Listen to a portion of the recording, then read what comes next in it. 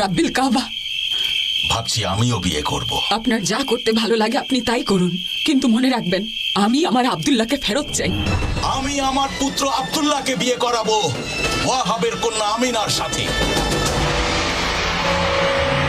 কাজ শেষ হলেই আমি রওনা দেব আরবের কাবার দিকে, এবং আরবের ওই কাবাকে আমি একেবারে ধ্বংস করে দেব।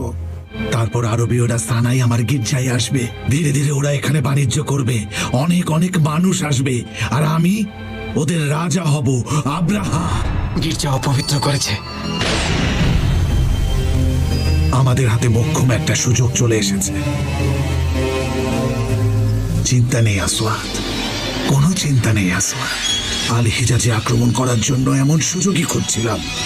এবার আমি ধ্বংস করে দেব আরবদের ওই কাবা। আমি কিনান থেকে এসেছি, আমার বংশ ফাকির। আমাদের জন্যই পবিত্র মাস পেছানো হয়েছিল। তোমার কি মনে হয় সেটা জানি না আমি? শুনুন হিসাম, আমরাই তারা যারা পবিত্র মাস 1 বছর পিছিয়েছিলাম, এবং আমরাই তারা যারা প্রথম থেকে প্রতিরোধ করেছিলাম। আমরাই সেই বংশ যারা কাবার জন্য জীবনও দিতে পারে। আপনি সেটা ভালো করেই জানেন। শোনেননি কায়েস পুত্র উমায়ের কথা? হজে যাওয়ার পথে তারা চিৎকার করে আর বলে, মাদ গোত্র জানে যে আমরা একটি সম্ভ্রান্ত গোত্র, আর অন্য সকল গোত্রের মধ্যে সবচেয়ে উচ্চ মর্যাদা সম্পন্ন। একমাত্র আমরাই সেই গোত্র যারা সঠিক পথে নিজেদের জীবন পরিচালনা করছি, আর একমাত্র আমরাই সেই গোত্র যারা হালাল আর হারাম সম্পর্কে সচেতন ছিলাম। আমি জানি সেটা কিনানি, কিন্তু তুমি ওই রাজাকে অনেক রাগেই দিয়েছো। তুমি ওই কুরাইশ আর কিনানা বংশের মধ্যে এমন কিছু নিয়ে এসেছো যা এই গোত্ররা কখনোই চায় না। কেন? এমন কি কারণ আছে যার জন্য তুমি এটা করেছো বলো? আমি শুনেছিলাম রাজা আব্রাহা এই গির্জাটা নির্মাণ করছে, এবং সে আরবীয়দের বাধ্য করবে সেখানে তীর্থ করতে। আমি এটা করেছি কারণ সে যেন বুঝতে পারে কাবাকে আমাদের মন থেকে মুছে ফেলা সম্ভব না। এখন তাড়াতাড়ি মক্কায় গিয়ে সবাইকে সাবধান করে দাও। আব্রাহার সৈন্যরা সবাইকে মারার আগে আরবকে বাঁচানোর এখন একটাই উপায় আছে। যাও, দাঁড়িয়ে আছো কেন? তুমি এখন তাড়াতাড়ি যাও।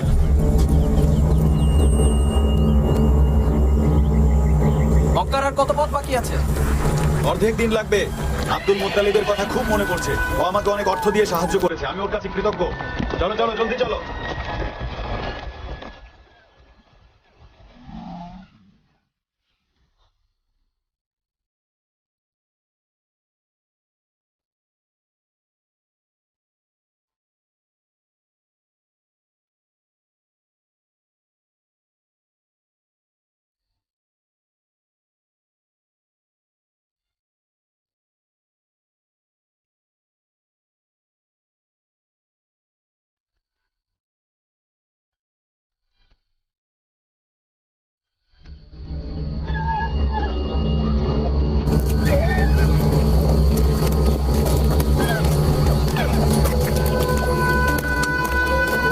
কে তুমি?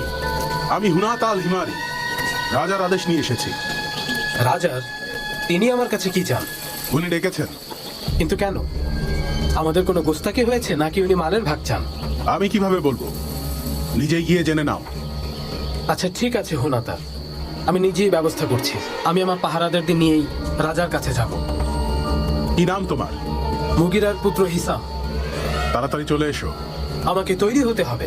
রাজার সামনে এভাবে যাওয়া যায় নাকি? বা বাচ্চারা কেমন আছে? ভালো, সবাই ঘরেই আছে। এবার যদি ছেলে হয় তাহলে আমি নাম রাখবো হামজা। আল্লাহ যেন আপনার ইচ্ছা পূরণ করেন হারিসের আব্বা। চলো এখানে একটু বসি। আব্দুল্লাহ আর আমিনাকে নিয়ে কিছু কথা বলবো। তুমি জানো আমার মন বলছে ওদের বিয়ে সুখবর বয়ে আনবে, আর এই ঘরের উন্নতি আসবে। আমি আপনার কাছে একটা কথা লুকিয়েছি হারিসের আব্বা, এখন সেটা বলতে চাচ্ছিলাম। বলো কি বলবে, বলো। তুমি আমার সর্বকনিষ্ঠ স্ত্রী আর আমার নবজাতকের মা। আমি কাবা ঘরে গিয়ে দোয়া করব আপনি যেন সন্তানদের কারণে কষ্ট না পান। তাই যেন হয়। আব্দুল্লাহ আর আমিনার ব্যাপারে কি যেন বলতে চেয়েছিলে? আমি বলতে চাচ্ছিলাম, আপনি তো জানেন রুকাইয়া আমার একজন কত ভালো বন্ধু। আমি ওকে খুব ভালোবাসি। কিছুদিন ধরেই ও একেবারেই বাড়ি থেকে বের হচ্ছিল না। একটা সমস্যার জন্য ও বের হয়েছিল। খুব মন খারাপ ছিল ওর, কান্নাও করছিল। ওকে দেখে খারাপ লাগছিল আমার। কি সমস্যা হয়েছে ওনার? তার পরিবার তো সম্ভ্রান্ত। ওয়ারাকার বংশে, ওয়ারাকা ধার্মিক। তিনি অনেক ভালো কাজ করেছেন। আমি ওদের পরিবারকে খুব ভালোবাসি। আলসাদিয়ার কন্যা রুকাইয়ার কি হয়েছে? একদিন আমি ওর বাড়িতে গিয়েছিলাম। কি কারণে কষ্ট পাচ্ছে জানতে চেয়েছিলাম। ও বলতে চাইছিল না, আমি জোরাজুরি করেছিলাম। আমার কৌতূহল বাড়িয়ে দিচ্ছ, বলো কি হয়েছে? আমি পুরো কুরাইশ গোত্রের রোকেয়ার চেয়ে বেশি সুখী কাউকে দেখিনি। যখন আপনি আব্দুল্লাহর জন্য সৎকা দিচ্ছিলেন, তখন রোকেয়া কাবাঘরের দিকে গেল। আব্দুল্লাহর সুখবর না আসা পর্যন্ত ও কাবাঘরের পাশেই বসেছিল। খবরটা পেয়ে খুব খুশি ছিল।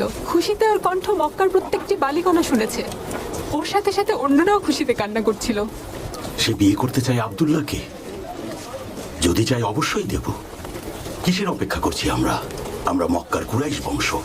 আমাদের মধ্যে এমন কেউ নেই যে দ্বিতীয় বিয়ে করেনি। কেউ 4টা বিয়ে করেছে, কেউ 5টাও বিয়ে করেছে, 10টাও বিয়ে করেছে অনেকেই। স্ত্রীকে ভরণ পোষণ দিতে পারলে অবশ্যই বিয়ে করবে। রোকাইয়ার চিন্তা কিসের? ও সব কিছুই জানে, কিন্তু ও এখন আব্দুল্লাহকে বিয়ে করতে চায় না। কথা হয়েছে ওর সাথে? হয়েছে, মানা করেছে। মন থেকে বলো, মনে হচ্ছে কিছু বলতে চাও।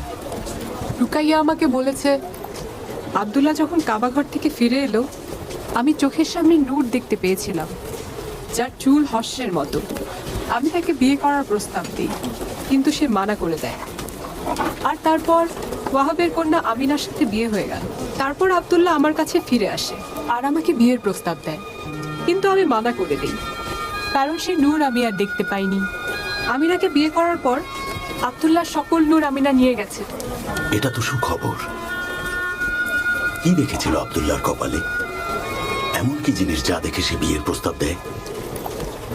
আমি জানি না আব্দুল মোত্তালেব। ও এত ধীরে কথা বলছিল যে আমি ঠিকমতো শুনতে পাইনি। অল্প অল্প শুনেছিলাম। ও একটা নূর দেখার কথা বলছিল যখন ও কাঁদছিল, আর কিছু শুনিনি। তুমি ওর কাছে আবার যাও, ওর কাছ থেকে সব ভালোভাবে শুনে এসে আমাকে বলবে। আমিনার পেটের সন্তান ঠিক আছে? আমিনা আমাকে বলছিল ও আশ্চর্য হয়েছে। কেন আশ্চর্য হয়েছে? ও বলেছে, সব মেয়েরাই বলে গর্ভবতী হলে মেয়েদের কত কষ্ট হয়। কারো কারো তো শরীর এত ভেঙে যায় যে নড়তেও পারে না। খাওয়া দাওয়া কোনো কিছুই ভালো লাগে না তখন। কিন্তু আমিনার বেলায় এই সন্তান তার জন্য কোমল বাতাসের মতো। ও বলছিল ওর কোনো রকম কষ্ট হচ্ছে না। এটা কি সত্যি হালা? ও আরো বলছিল এ সন্তান পেটে আসার পর একটা অদ্ভুত শান্তি লাগছে, যেন কেউ ওর দিকে হাত বাড়িয়ে দিয়েছে। এটাকে গোপনই রাখো, ঠিক আছে? আমার মন বলছে এই সন্তান গৌরবের লক্ষণ। উনি মক্কার বণিক হিসাম প্রভু। আপনার উপর শান্তি বর্ষিত হোক। তুমি কি জানো আমি কেন ডেকেছি? জি না, জানি না। তোমাদের একজন লোক আমার গির্জাকে অসম্মান করেছে, যে আমি কোনোভাবেই বরদাস্ত করব না। ওকে আমার চাই। তোমরা হলে কি এটা মেনে নিতে? অবশ্যই মেনে নিতাম না। সব মানুষেরই ইচ্ছে মতো প্রার্থনা করার অধিকার আছে। আমাদের অধিকার নেই আরেকজনকে বিচার করার। সে একজন কম বয়সী যুবক, না বুঝে এই কাজ করে ফেলেছে, তারপর পালিয়ে গেছে। সে পালিয়ে গেছে? ও কি করেছে এটা জানার পর তুমি ওকে পালিয়ে যেতে দিলে? যদি তাকে চান তাহলে লোক পাঠিয়ে দিন আর তাকে ধরে আনুন। আমি হলাম সেই গোত্রের পুত্র যারা মক্কার ভূমিপতি, আর আমাদের কাবাঘর যেখানে সকল আরবীয়রা হজ করতে যায়। আর ওই যুবককে কখনোই গ্রহণ করবেন না এবং অবশ্যই আপনার কাছে পাঠিয়ে দেবেন। ওই সাধারণ ঘরটাতে তোমরা এমন কি দেখেছো যে এত মহামান্বিত করছো? ওটা একটা মিথ্যা ছাড়া আর কিছু না। আমাদের পিতা ইব্রাহিমই কাবাঘর বানিয়েছিলেন। আরবীয়দের গর্ব পবিত্র কাবা, হজ করার জন্য সবচেয়ে পবিত্র জায়গা, এবং সবার জীবনে একবার হলেও পবিত্র কাবায় হজ করতে আসে। এখানে কোরবানি দেয় এবং সিজদা করে মন পবিত্র করে। এটাই হলো পবিত্র কাবা। এর চেয়ে মহিমান্বিত আর কিছুই নেই। কেউ যদি একে কখনো অসম্মান করার চেষ্টা করে তাহলে সে একেবারে ধ্বংস হয়ে যায়, হোক সে মানুষ কিংবা জিন কিংবা হোক শয়তান। আরবীয়দের গর্ব পবিত্র কাবাঘর। আমি তোমার সওদার জন্য আমার জায়গা ছেড়ে দিয়েছি। তোমাকে তোমার বহর নিয়ে যেখানে খুশি সেখানে অবাধে ঘোরার অনুমতি দেইনি, আর তোমরাই এসে আবার আমার গির্জাকে অসম্মান করছো। ঠিক না, এত সহজে ওকে আমি ছাড়বো না।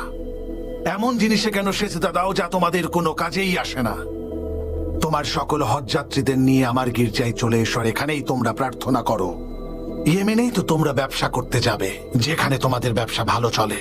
এত পরিশ্রম করো সব তো অর্থের জন্যই, নিজের ধন সম্পদ বাড়ানোর জন্যই তো নাকি? কিন্তু হুজুর, আরবীয়রা কাবা ঘর ছাড়া আর কোথাও সেজদা দেবে না, শেষ নিঃশ্বাস পর্যন্ত।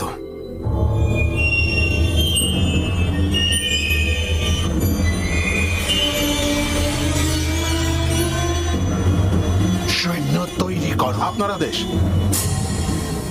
স্বাগতম আমার বন্ধু হিমায়রি, কতদিন পর দেখা হলো। খুব মনে পড়েছে তোমার কথা আব্দুল মুত্তালিব। বলো, ইথিওপিয়ানরা কি করছে তোমার ভূমিতে? ওরা রাজা হয়ে গেছে আর আমরা প্রজা। ইয়েমেনের ভাগ্য এখন ওদেরই হাতে, সৈন্য ওদের নিয়ন্ত্রণে। আমরা এখন শুধু ওদের হুকুমের গোলাম। খুব খারাপ। দোয়া করি দ্রুত সুদিন ফিরে আসুক। সবকিছুরই একটা শেষ আছে। আমাদের দাদা আমাদেরকে বলেছিলেন, রাবিয়ার পুত্র নাসার, যে তাবাবিয়ার একজন রাজা ছিলেন, একদিন এমন এক স্বপ্ন দেখেন যা দেখে তিনি ভয় পেয়ে গিয়েছিলেন। এরপর তিনি সাতি আর সিকের কাছে একবার করে যান। তিনি সাতিকে গিয়ে তার খারাপ স্বপ্নের কথা বললেন আর বললেন স্বপ্নের অর্থ বলতে। কিন্তু রাজা তার স্বপ্নের কথা পুরোটা সাথীকে বলেননি। তখন সাথী তাকে বললেন, আপনি স্বপ্নে আগুনের ফুলকি দেখেছেন যা অন্ধকার থেকে আসছে এবং তিহামার ভূমিতে গিয়ে পড়ছে, আর সবাই সেখান থেকে তা তুলে তুলে খাচ্ছে। খুবই ভয়ঙ্কর স্বপ্ন। রাজা তখন বললেন, আপনি একদম ঠিক বলেছেন। এখন আমাকে বলুন এই স্বপ্নের অর্থ কি সাথী? তখন সাথী বললেন, একদল ইথিওপিয়ানরা এখানে এসে পৌঁছাবে এবং আবিয়ান ও জিরাসের মাঝখানের ভূমি দখল করবে এবং তারাই শাসন করবে। আর তারপর রাজা তাকে বললেন, আমাকে এবার বলুন এটা কখন হতে চলেছে? আমার শাসনকালে কি এটা হবে নাকি মৃত্যুর পরে? তারপর সাতিহ বললেন, আপনার শাসনকালের 60 থেকে 70 বছর পর এটা হবে। রাজা বললেন, তারা কি সবসময় থাকবে নাকি তাদেরও পতন হবে? তখন সাতিহ বললেন, 70 বছর পর তাদের পতন হবে। তাদেরকে মেরে ওই ভূমি থেকে সরিয়ে দেয়া হবে। রাজা জিজ্ঞেস করলেন, তাদের পতনের পর কারা আসবে? উত্তর, থিয়াজানের পুত্র ইরাম। তিনি আদান থেকে আক্রমণ করবেন, শত্রুপক্ষের একজনকেও ইয়েমেনের ভূমিতে রাখবেন না। রাজা বললেন, তাহলে ইরামের শাসনই কি সেখানে বজায় থাকবে? সাতিহ বলেন, না, থাকবে না। রাজা বললেন, সর্বশেষ কে আসবেন? সাতিহ বললেন, একজন মহান নবী, যিনি হবেন সকল নবীর শ্রেষ্ঠ। রাজা বললেন, কোন গোত্র থেকে আসবেন তিনি? উত্তর, এমন একজন যিনি গালিবের, ফাহারের, মালিকের, নাধিরের, কিনানের পুত্র, যিনি জীবনের শেষ পর্যন্ত তার মানুষদের রাজা হয়ে থাকবেন। কি চমৎকার বর্ণনা! এমন নবী যিনি গালিব আর ফাহারের পুত্র। তোমাদের মধ্যেই কেউ আব্দুল মুত্তালিব। এরপর রাজা শেখের কাছে গেলেন, তিনিও তাকে একই কথা বললেন। শেখ তাকে বললেন, ইয়াজানের রাজত্ব শেষ হয়ে যাবে। আল্লাহর রাসূল মানুষের হক আদায় করবেন, তার দয়ায় পুরো মানবজাতির মুক্তি হবে। আল্লাহর রাসূলই বিচারের দিন পর্যন্ত রাজা হয়ে থাকবেন। রাজা জিজ্ঞেস করলেন, বিচারের দিন মানে? শেখ বললেন, বিচারের দিন হলো সেই দিন যেদিন সবাইকে মৃত্যুর পর জীবিত করা হবে এবং তার কর্মের জন্য প্রশ্নোত্তর করা হবে। তখন একটা ময়দানে সবাই সমবেত হবে। রাজা জিজ্ঞেস করলেন, আপনি সত্যি বলছেন?